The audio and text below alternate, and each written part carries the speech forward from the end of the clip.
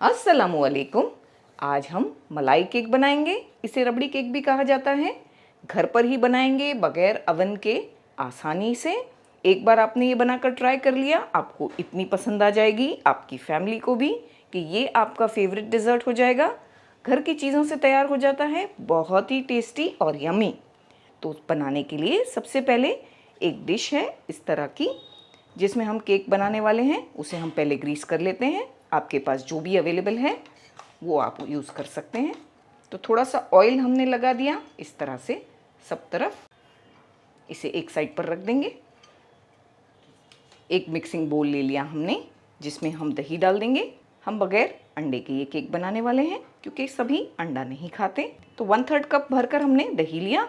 ये गाढ़ा दही है, मान के चलिए ये 6 टेबलस्पून के आसपास है। आधा कप हम इसमें पिसी हुई चीनी डाल देंगे। शक्कर को बस हमने मिक्सर में डाला और बाद में ग्राइंड करके पाउडर कर लिया। तो ये आधा कप है, तकरीबन 100 ग्राम।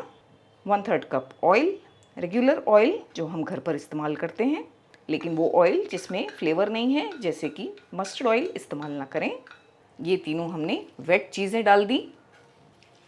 पहले इसे इस तरह से मिक्स करेंगे। बाद में इस तरह का विस्क लेकर विस्क की मदद से इसे अच्छी तरह से मिक्स करेंगे। तो बहुत अच्छी तरह से इसे 1 से 2 मिनट हमने विस्क कर लिया। एक छन्नी रख देंगे इस पर। 1 कप भरकर मैदा लिया है हमने, इसमें डाल देंगे 125 ग्राम के आसपास। हम इसमें 1 टीस्पून भरकर बेकिंग पाउडर डाल देंगे। साथ में ½ टीस्पून बेकिंग सोडा भी डालेंगे। दोनों हमें डालना होता है। तो 1 teaspoon baking powder, ½ teaspoon baking soda. इन चीज़ों को हम छान कर हमारे मिक्सचर में डाल देंगे, जो वेट मिक्सचर हमने तैयार किया। मिक्स करेंगे। यहाँ हमने 3/4 कप दूध लिया है। थोड़ा थोड़ा डालेंगे और इसे विस्क करेंगे हल्के हाथों से। अच्छी तरह हमने इसे मिक्स किया। ये इस तरह का बैटर होना चाहिए। आप देख सकते हैं किस तरह ये रिबन की तरह गिर रहा है। बस इतना गाढ़ा चाहिए हमें। थोड़ा दूध कम ज़्यादा आप कर सकते हैं, क्योंकि दही पर भी डिपेंड होता है कि दही में कितना पानी है। वो हिसाब से भी दूध की जो क्वांटिटी है एडजस्ट की जा सकती है, थोड़ा कम या ज़्यादा। थोड़ा थोड़ा करके दूध डालें ताकि दूध ज़्यादा ना हो जाए। हमने 3/4 कप दूध ऐड किया है, 200 ml। बस ये रेडी हो चुका है। जो केक टिन हमने रेडी किया है उस पर पोर कर देंगे। इसमें हमने डाल दिया है मिक्सचर को। इस तरह से टैप करेंगे 2 से 3 बार, ताकि कोई एयर का बबल अंदर है तो वो रिलीज़ हो जाए। हम इसे गैस पर ही बेक करेंगे। तो इस तरह का हमने बड़ा सा बर्तन लिया है, जिसमें हमने तकरीबन 2 से 3 गिलास पानी डाल दिया है। इस तरह का इस पर स्टैंड रख के हमने जाली रख दी है। अगर आपके पास ऐसी जाली नहीं है तो आप सिर्फ स्टैंड रख सकते हैं, या तो स्टैंड भी नहीं है तो कोई भी बोल या कोई भी कटोरी जो आपके पास है उसे उल्टा करके भी रखा जा सकता है। पानी हमने इसमें डाल दिया। अच्छी तरह से पानी को गर्म होने देंगे, कवर कर देंगे। पानी में बॉईल आ गया है। थोड़ा सा फ्लेम को लो करेंगे ताकि इसे इजीली इस पर रख सकें। इस तरह से हमने इसे स्टैंड पर रख दिया है, बराबर सेंटर में। ये प्रोसेस को ध्यान से करें। इसे कवर करेंगे और हाई फ्लेम पर इसे पकने देंगे। पहले 3 से 4 मिनट, बाद में फ्लेम को लो करके कम से कम 40 मिनट इसे इसी तरह पकने देंगे। बाद में चेक करेंगे। केक को तो हमने बेक करने के लिए रख दिया। दूसरी तरफ हम रबड़ी तैयार करेंगे, यानी कि इसकी मलाई तैयार करेंगे। 3 कप भरकर हमने दूध लिया। 750 ml दूध बॉईल करने के लिए रख दिया है। कम से कम 10 से 15 मिनट इसे बॉईल होने देंगे, ताकि अच्छा सा टेस्ट आए दूध में। हमने यहाँ फुल क्रीम दूध यूज़ किया है, फुल फैट मिल्क। जो भी दूध अवेलेबल है वो इस्तेमाल किया जा सकता है, लेकिन फुल फैट मिल्क से इसके रिज़ल्ट्स बहुत अच्छे आते हैं। इस तरह हम चलाते रहेंगे। इसमें बॉईल आएगा तो फ्लेम को लो करेंगे, 10 से 15 मिनट पकने देंगे। तो दूध को तो अच्छा सा हमने पका लिया है और गाढ़ा करेंगे मिल्क पाउडर की मदद से। फ्लेम को लो करेंगे, मिल्क पाउडर डालकर इसे और गाढ़ा करेंगे। तो थोड़ा थोड़ा मिल्क पाउडर डालेंगे, मिक्स करते जाएंगे। आप ये जगह पर मावा भी इस्तेमाल कर सकते हैं, आधा कप। तो मिल्क आप ले लें 1 लीटर और उसे अच्छी तरह से पकाकर तकरीबन 600 ml बच जाए, इतना रिड्यूस कर लें।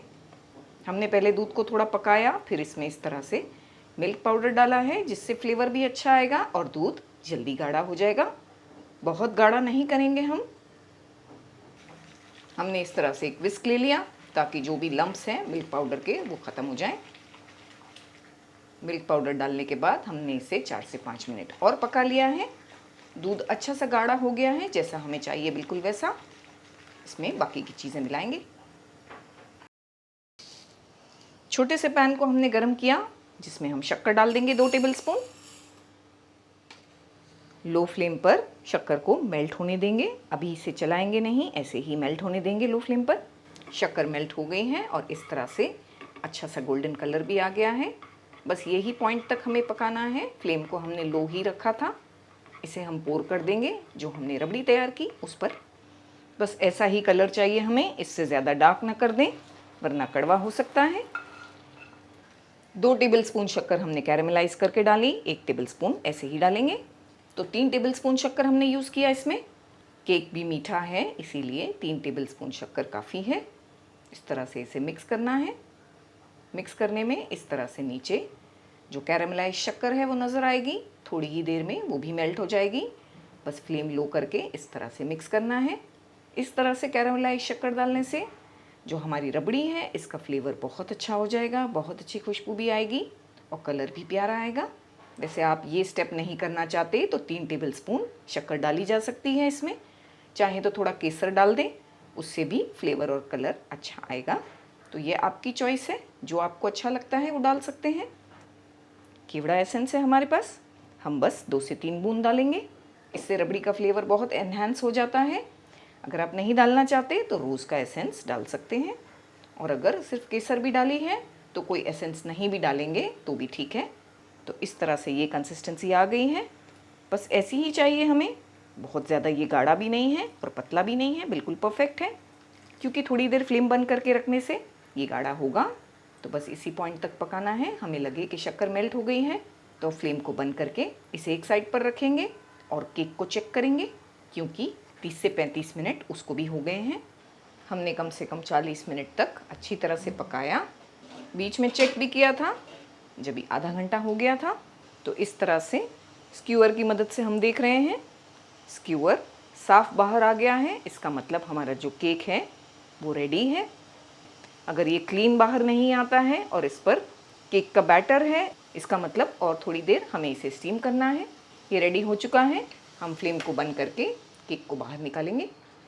माशाल्लाह, बहुत अच्छा केक बनकर रेडी हुआ है। हमें इसे ठंडा होने देना है। केक जो है ठंडा हो गया है। एक फोक की मदद से इस तरह इसे प्रिक कर लेंगे, क्योंकि हम इस पर रबड़ी डालेंगे। तो अच्छी तरह से ये रबड़ी को एब्जॉर्ब करे, इसलिए इस तरह से प्रिक करेंगे। रबड़ी को हमने इस तरह से पिंचर में निकाल लिया है। थोड़ा थोड़ा करके डालेंगे।